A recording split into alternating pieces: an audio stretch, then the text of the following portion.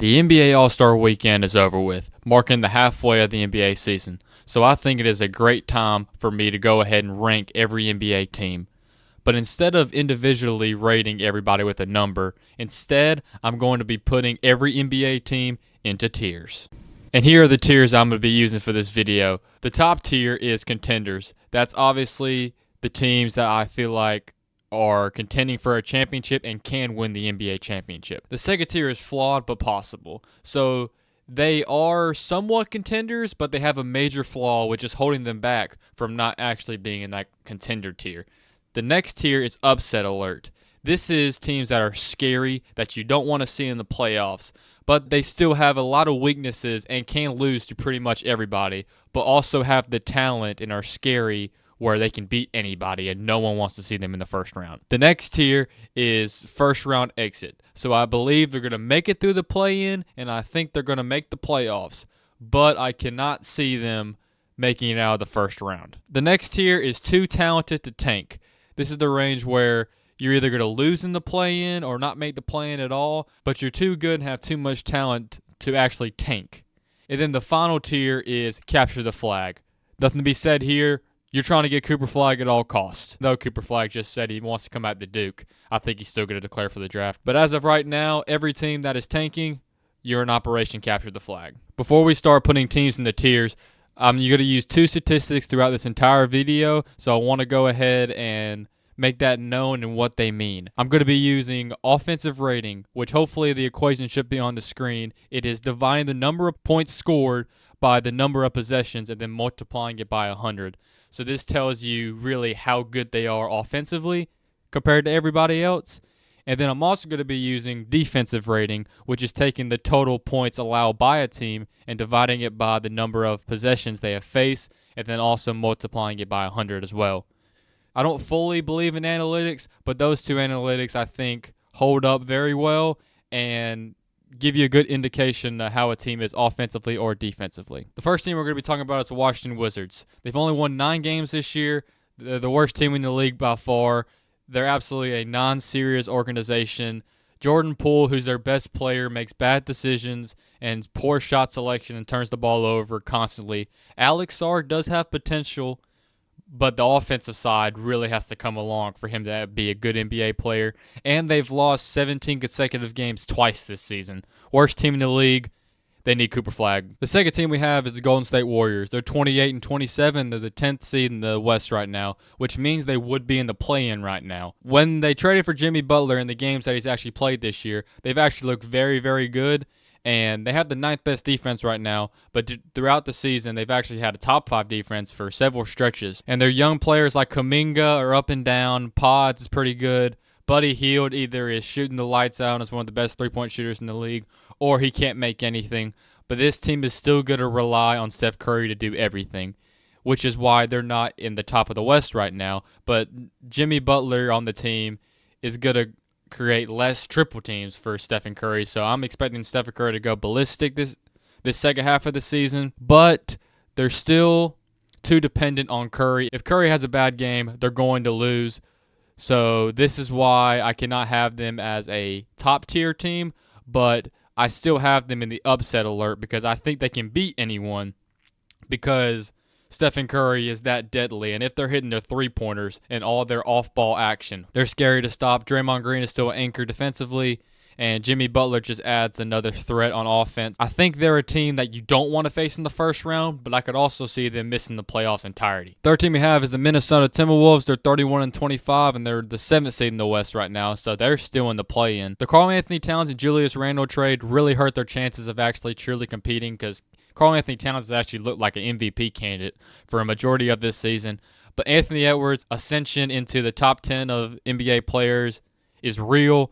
He's taking a little bit too many threes for my liking, and I feel like he needs to get downhill more. But that's also because they're cutting him off for the rim, which is causing him to shoot more threes, but he's actually making them at a good clip this year.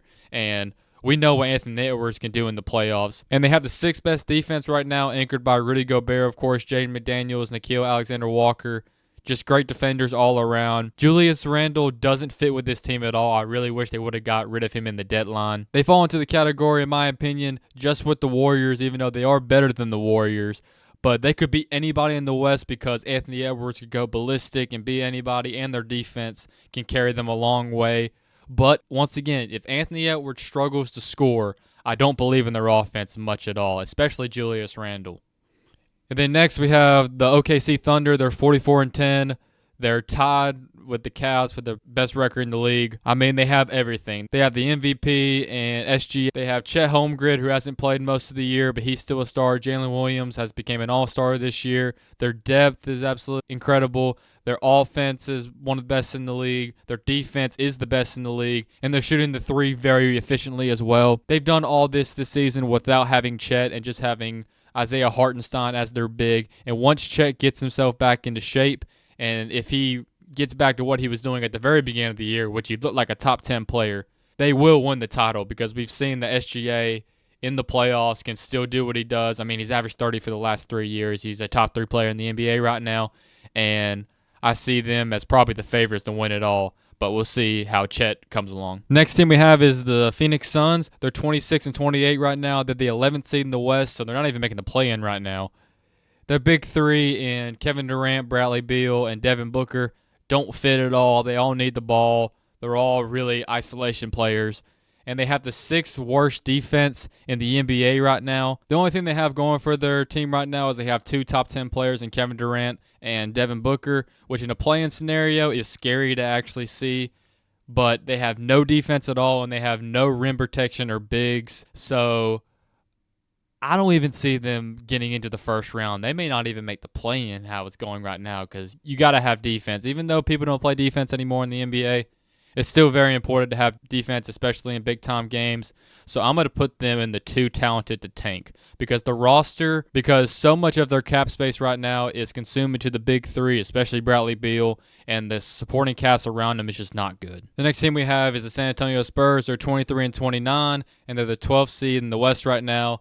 Wemby is actually playing like a top 10 player, honestly, and he's pretty much secured the Defensive Player of the Year already this year, and he could very well also make first-team All-NBA. They're still in their rebuilding phase with their young Russell and Castle, who I didn't know he could jump like that in the dunk contest, Vassell and Johnson, and with the addition of De'Aaron Fox, they're going to win some games this year, and they should have a better second half of the season than they already have. They could sneak into the play-in, but I don't see them actually making noise in the play-in or in the playoffs at all. This team is going to be a problem in the next few years, but the West is just too stacked right now, and I have them as too talented to tank. Next team we have is the 76ers. They're 20-34. They're the 11th seed in the East, so they're not making the play-in right now. The process is over. Blow it up. Trade Joel Embiid. Trade Paul George. I don't know if anybody wants him, but Joel Embiid's only played 17 games this year. Paul George is a shell of himself and only played 35 games. Tyrese Maxey, he's your building block of the future. He's your franchise player now. Get rid of everybody else. You need to rebuild. The rest of this roster is made to complement Joel Embiid, but he's never there. He's never healthy. So they're one of the worst teams in the NBA right now. So I have them as captured the flag. I think they just need to tank for the rest of the season. Next, we have the Houston Rockets. They're 34-21. They're 4th in the West right now. I was not expecting this level of improvement from the Rockets. I like some of their young pieces, but they really surprised me this year, especially their defense, which is the 4th-ranked defense in the NBA. And a lot of that credit goes to their head coach, Udoka, who, even with the Celtics, had a dominant defense, and he brought that defensive scheming to the Rockets, and they've been very good.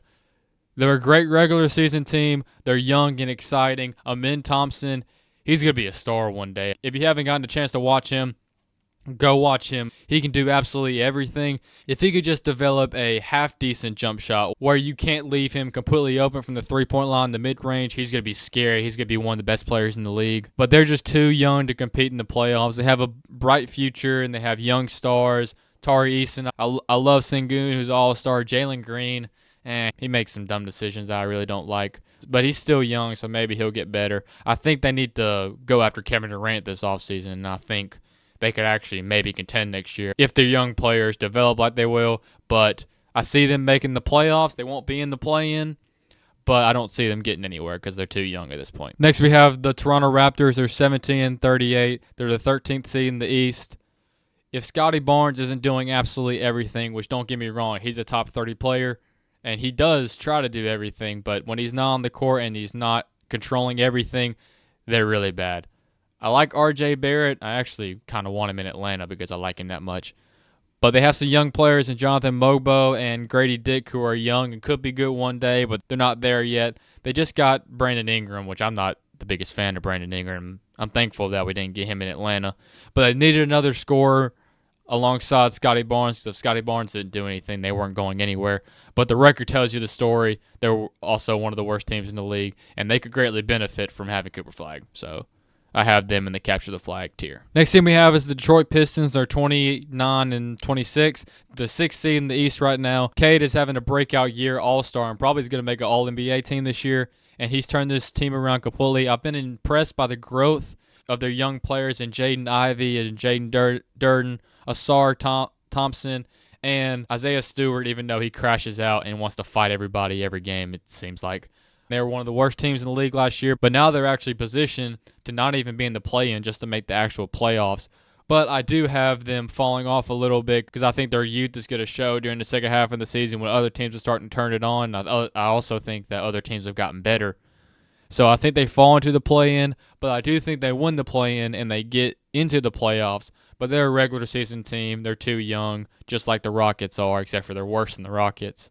And I have them losing in the first round. Next, we have the Pelicans. They're 13-42. They're 15th in the West. Injuries have really dictated this entire season. DeJounte Murray is out for the year, and Zion's only played 18 games this season. They trade away Ingram, which is a good move because he clearly didn't want to be there. And like I said, I'm not the biggest fan of Brandon Ingram. I like Trey Murphy. I like Misi. I don't know how to say his first name. They've been standouts, and they've been the future, but this team's not very good. This is just poor roster construction by the Pelicans' part because they have no big man. They have no center, and they're playing Herb Jones sometimes at the center position, and he's a good defender, but he's not no center. He's like 6'7". And they have the second worst defense because of it. They're one of the worst teams in the league. They're not worse than the Wizards, but they absolutely need Cooper Flag, and it's probably time to get rid of Zion because I'm at a point where he's never going to be healthy. Next, we have the Pacers. They're 30-23. They're the 4th seed in the East right now. Their game plan is play fast with Tyrese Halliburton, who needs to be more aggressive, and I feel like he's too passive at times. But they have a top 10 offense. Their defense is 21st in the league. But that's the Rick Carlisle system. We're just going to run and gun, and we're not going to play much defense. But once the other team makes it, we're going to push the pace, and that's exactly what Tyrese Halliburton thrives in. When Andrew Nembhard and Benedict Mathurin are on, the Pacers are a lot to deal with. Pascal Siakam is sneakily having one of his best seasons, and maybe even his best season he's had in his career. Their half-court offense struggles at times, and if they're not able to dictate the pace, they're not great. But this is why I have them as upset alert, because if they can dictate the pace and control the game, I think the Pacers are a team that you really do not want to see in the playoffs. Next thing we have is the Nuggets. They're 36-19. They're 3rd in the West. Jokic is having his best year by far. He's almost averaging a 30-point triple-double on great efficiency, and he's shooting the 3-ball. Amazing. Michael Porter Jr. is finally having his breakout season, and Christian Braun has had massive improvement, especially on the defensive side of the ball and in transition. Jamal Murray is not the player that everyone says he is. He did have that one, and don't get me wrong, it was a great postseason run when they won the championship. But in the regular season, he's just not consistent enough for me. He's honestly probably leaning towards their 3rd best player and maybe even their 4th best player by how Christian Braun's playing. But he is a playoff riser, so if he can get hot in the playoffs like he's done in the past, the Nuggets are a lot to deal with. But with Jokic on the court, they're one of the best teams in the league. The problem is, when Jokic is not on the court, they're absolutely terrible, and they should be in the capture the flag. That's how really bad they are. But they have the 3rd best offense and the 16th best defense. They have limitations because they're so Jokic dependent, but he is the best player in the league, and I'm not going to bet against the best player in the league, so I have them in the flawed but possible. The next team we have is the Brooklyn Nets. They're 20-34. They're 12th in the East right now. This team's just not very good. You can go look at the roster. They have a bottom 5 offense, and they have a bottom 10 defense, and they cut Ben Simmons, so they have so much dead cap right now. But Nick Claxton is really their only standout, in my opinion, who's a Bulldog, by the way. He's a great rim protector, but they let Cam Thomas and D'Angelo Russell do whatever they want, and they're clearly tanking, and they're tanking right because their team's not very good. So I definitely have them in the capture the flag range. They're probably better than the Raptors Actually, they're probably worse than the Raptors in my opinion, but they're definitely better than the Pelicans and Wizards because they're absolutely terrible. Next, we have the Dallas Mavericks. They're 30-26. They're 8th in the West right now. They just made probably the worst trade in NBA history, but only time will tell on that one. But because of the trade, they're in a win-now situation, and everyone is getting fired if they don't win a championship in probably the next 3 years.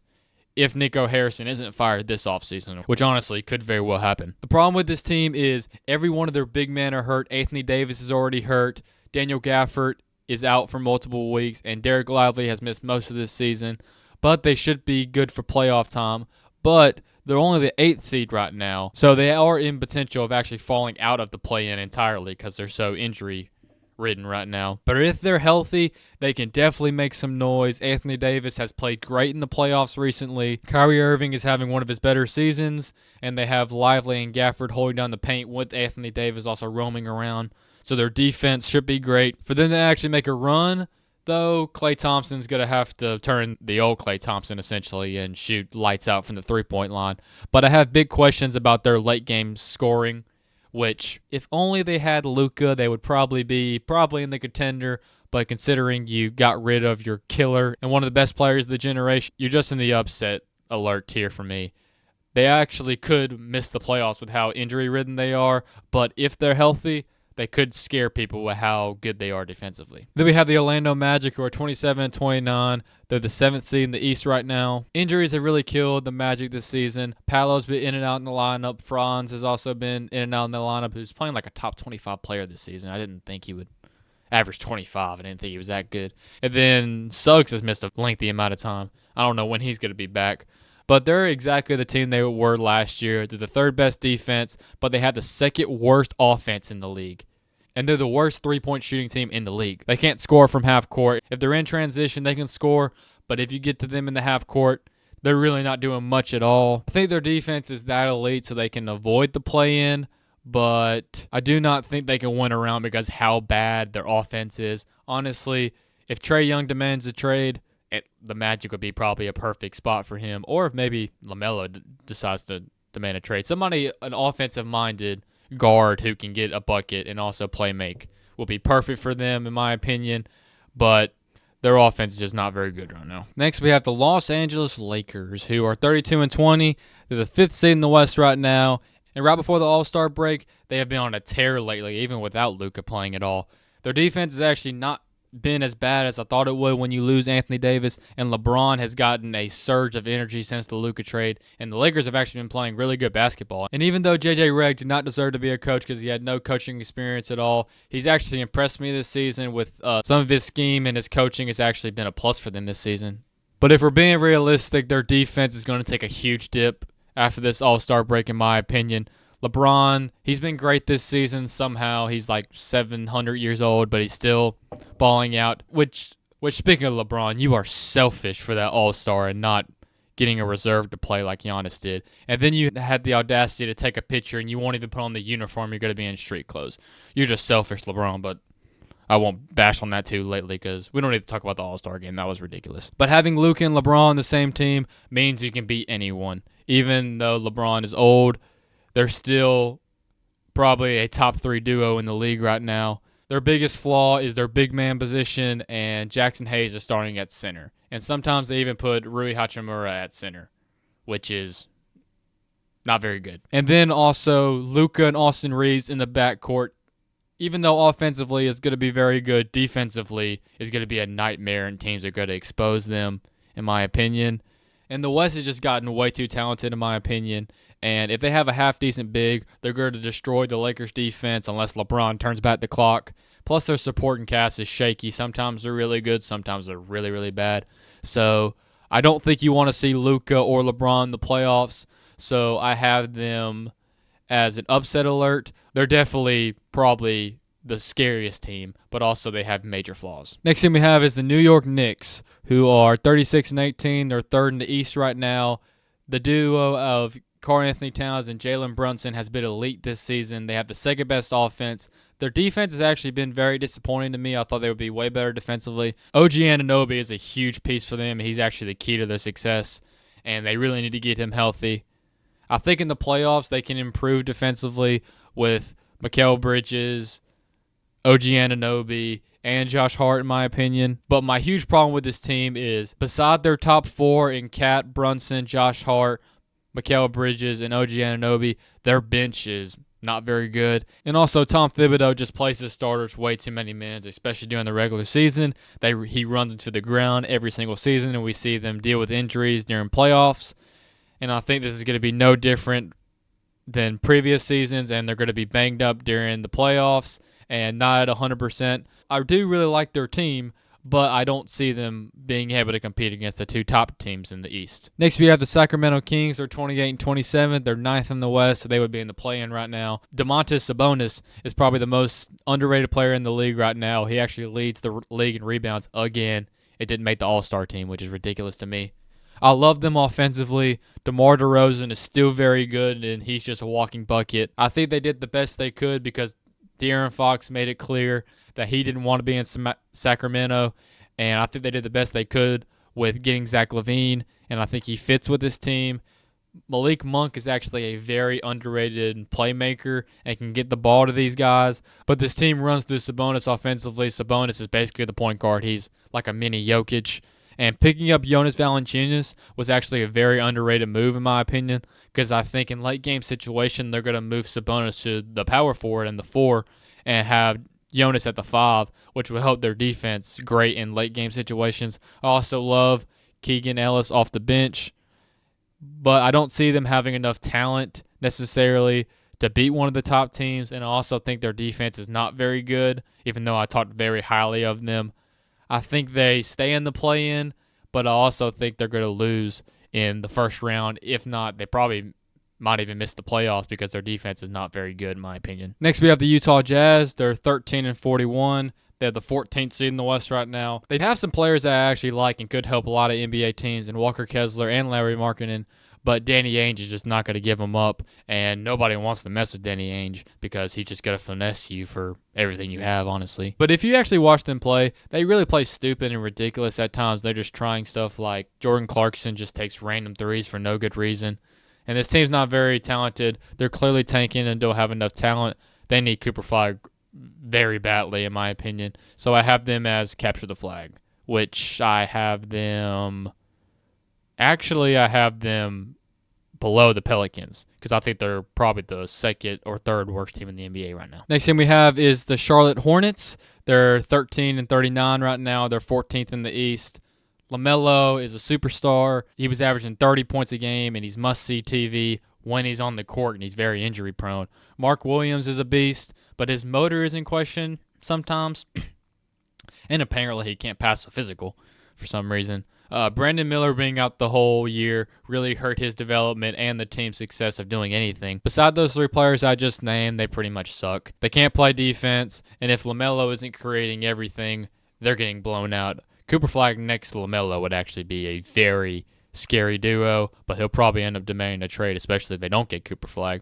So I have them as capture the flag, and LaMelo Ball will probably demand a trade at the end of this year or the next year, because LeVar Ball would probably force him to get out of there, which LeVar Ball, he needs to be president one day, by the way, but that's a conversation for another day. Next, I have the Miami Heat. They're 25 and 28. They're 9th in the East right now. They finally got rid of Jimmy Butler after the poison in the locker room that he's been this season. Bam struggled, especially during the beginning of this season, but I expect him to turn it on during the second half of the season and do what Bam Adebayo is capable of. Tyler Hero's having a breakout year, and he just won the three-point contest, so props to him. Bam Adebayo and Khalil Ware holding down the paint, anchor a top 10 defense. I see them getting in the playoffs through the play-in, and honestly, I actually have them probably winning in the play-in and getting a playoff spot, and that's because Eric Spoelstra is just still probably the best coach in the league still, and Heat culture is still great, and for some reason their role players in the playoffs and big-time games all of a sudden decide to just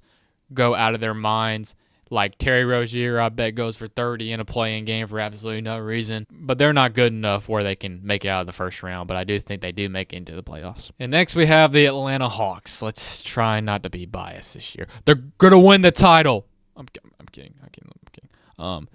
We're 26 and 28. We're 8th in the East. Before Jalen Johnson's injury, we were actually a very scary team. And we could have made some noise, in my opinion. We were actually playing very well. But since he's hurt, we're falling apart now.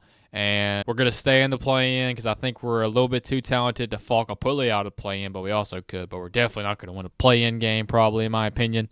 Trae Young has to do everything on offense, and he's leading the league in assists again. He's the most underappreciated superstar in the league, even though he can't play defense at all. Dyson Daniels has greatly improved our defense, and he's actually been very shocking. I didn't think he would be this good, but our defense is still average. Okongwu, he isn't the interior presence that I would like on this team, and we need him to be. Zachary Ricochet is fine, but he's just a role player in the NBA. That's all he's really ever going to be. He's not going to be a superstar. And, of course, Atlanta gets the number one pick in the worst draft in NBA history, right in between Wemby and Cooper Flagg, who are probably once-in-a-generation type prospects. That's Atlanta's luck for us. We're just mediocre. If we're not making an insane amount of threes, we're going to lose. I wish we could tank, but we don't have our draft pick thanks to the DeJounte Murray trade, which we immediately traded him. So I have us as too talented to tank. Trae Young, you're probably going to demand a trade this season, but I'd like you to stay in Atlanta if you really want to. Next thing we have is the Memphis Grizzlies. They're 36-18. They're second in the West. They have the 5th best offense and the 7th best defense. John Morant coming off his suspension because he likes guns for some reason, and his injury, he hasn't been the player that we all know he can be, but he's still very good. Jaren Jackson Jr. has played amazing this season, is honestly the reason for their success and playing like their best player for most of the season. This is maybe, beside the Thunder, probably the most complete roster in the NBA. Desmond Bane, he's a borderline all-star. Wells, as a rookie, is playing very well. Scottie Pippen Jr. is probably the best backup point guard in the league. Zach Edey is not great, but he's also not terrible in my opinion. And they also have Luke Kennard absolutely shooting lights out from the three at any point in the game. The only thing that scares me about this team and the real flaw they have is Jaren Jackson Jr. really likes to foul for some reason. He gets in foul trouble a lot, and teams are going to target that in the playoffs, which scares me. And this is why this team falls into the category of flawed but possible. And plus, they're still very young and they have little to no playoff experience. So I don't see them as a contender. I actually like them a lot. And Ja is known to raise his game in the playoffs and be a very good playoff scorer. So I actually really like them. Next thing we have is probably my biggest surprise this season is the Los Angeles Clippers. They're 31-23. They're 6th in the West. They have the 2nd best defense in the NBA, which is crazy. Harden is just making everybody better offensively. Zubac has been incredible this season. I didn't know he was actually this good. And then Norman Powell has been given the greenest light he's ever been given in his career, and he's actually all-star worthy this year somehow and is playing his butt off. I think Ben Simmons is actually going to be a very good pickup for them. He does everything except for score the basketball, but unfortunately, their offense struggles at times, and they need Kawhi Leonard to win a championship on the offensive side of the ball. And we're talking about Kawhi Leonard here. He's never healthy. He's only played 15 games this year. His knees just don't hold up. So I think they can avoid the play-in, but I also have them as a first-round exit team, probably behind the Rockets. But their defense is elite, which actually could cause problems in the playoffs. And plus James Harden in the playoffs. We don't have to talk about that. Next, we have the defending champions in the Boston Celtics. They're 39-16. They're 2nd in the East. They're starting the lineup with Drew Holiday, Derek White, Jason Tatum, Jaylen Brown, and Porzingis is scary. All 5 of them are all-star caliber.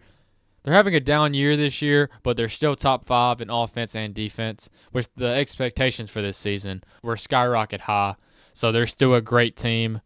They just rely so much on the three-point line, which causes them to lose games they shouldn't, but also causes them to blow out a lot of NBA teams. But in a 7-game series, they're going to outshoot you, and their defense is very good. And they just make so many three-pointers that you mathematically literally can't win. But I would like to see them not shoot as many threes, especially in the playoffs, because I think the team right beside them in this tier list is very good and could upset them in the playoffs. When Jason Tatum is aggressive and he's not settling for step-back jumpers and he's going downhill, they are very, very scary, and I don't think there's an NBA team that can beat them. So they're obviously contenders, in my opinion. Next, we have the Cleveland Cavaliers. They're 44-10.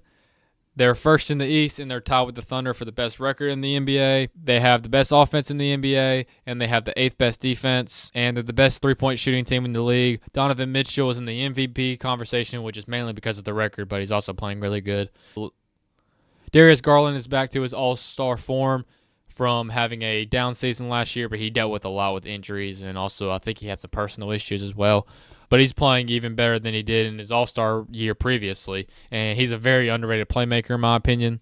Evan Mobley has taken the next step offensively, which has been huge for the Cavs, and the reason they're so good because Evan Mobley, especially from the three-point line, is giving you that offensive threat that they need, and he's also in the Defensive Player of the Year talks, but it's going to go to Wemby. And the duo of Evan Mobley and Jared Allen, not only are they great lob threats, but they're also defensively, they hold down the paint very well. And the addition of DeAndre Hunter at the trade deadline is going to be huge for them, especially when they have to go against Boston's starting five, which is deadly. And also their bench is great. The record speaks for themselves. I think in a 7-game series against the Celtics in the Eastern Conference Finals, this would probably go 7. Who do I have winning? Probably the Celtics. But I think the Cleveland Cavaliers, especially with the addition of DeAndre Hunter playing the 3 position, is going to be very good, and I think that series could be very interesting in the playoffs. And I'm really hoping that we actually get that playoff series between them two. Next, we have the Chicago Bulls. They're 22-33. They're 10th in the East. They finally traded away Zach LaVine after being like 2 or 3 years late on that one. They actually finally made a move to tank instead of being mediocre. But in my opinion, they still have too much talent in Vucevic and Lonzo and Kobe White and Josh Giddey to completely suck and be one of the bottom half teams. Montez Buzelis is a very good young player, and I think he could be good in the future, even though he should not have been in that dunk contest. That was brutal what he did out there. But they're clearly trying to get Cooper Flagg, but in my opinion, they're a little bit too good and talented to be worse than any of these teams right here, in my opinion. And their record's better than most of these teams right here, so I have them actually in the too talented to tank. But they're definitely going to fall out of the play-in, in my opinion, and they will be bad for the rest of the season. But I do think these teams are worse. Next team we have is the Milwaukee Bucks. They're 29-24. They're 5th in the East. After a horrific start to the season, they caught their groove a little bit. Their roster is not very great, but Giannis is just that good. And they also have Dame, who's having a sneaky bounce-back season. He'll contend for an All-NBA spot. He probably won't get it. But that duo of Dame and Giannis fits perfectly and are very scary, and you do not want to see them at all. Maybe Kuzma will help their roster a little bit, but I don't see him because he's been in a non-serious organization for so long that he's probably forgot how to actually play the game of basketball correctly. But the Milwaukee Bucks really all depend if Giannis is healthy. He's dealing with an injury right now. He missed the All-Star game. But if Giannis is healthy, they're very hard to bet against. So this is why I have them in the flawed but possible. But the only reason I have them in the flawed but possible is because when Giannis and Dame are on the court, they could literally beat anybody. And the last team we have is the Portland TrailBlazers. They're 23-32. They're 13th in the West. They're better than you think. Scoot Henderson, after a horrendous rookie year and looked like one of the worst players in the NBA, is actually playing better. Anthony Simons and Shaedon Sharpe are actually sneaky good. And they have some talent on their roster like DeAndre Ayton, even though sometimes he's really good and sometimes he's very bad. And Jeremy Grant and players like that. They're lacking in star power, which is why they don't win very many games. But they are trying to win, and for some reason they are not tanking at all. And I have them as too talented to tank, mainly because they're absolutely trying not to tank. And they're better than you think. You actually need to watch them. And that is all 30 NBA teams. Looking back at it, I think I did pretty good. I think I agree with most of everything, besides the Hawks need to be in the favorites category because we're obviously going to win the title this year. But on a serious note, I really like this tier, and let me know in the comment section what you disagree with. And that's going to be the end of this episode. Let me know in the comment section below what you agreed with my tier list and what you disagree with in my tier list. Be sure to follow my social medias, which is at the bottom of the screen right now, and there's also links in the description. Be sure to give this video a thumbs up if you enjoyed, and be sure to subscribe. Make sure to leave a comment on what I should talk about next episode, and that's all I got for y'all. See y'all. Bye.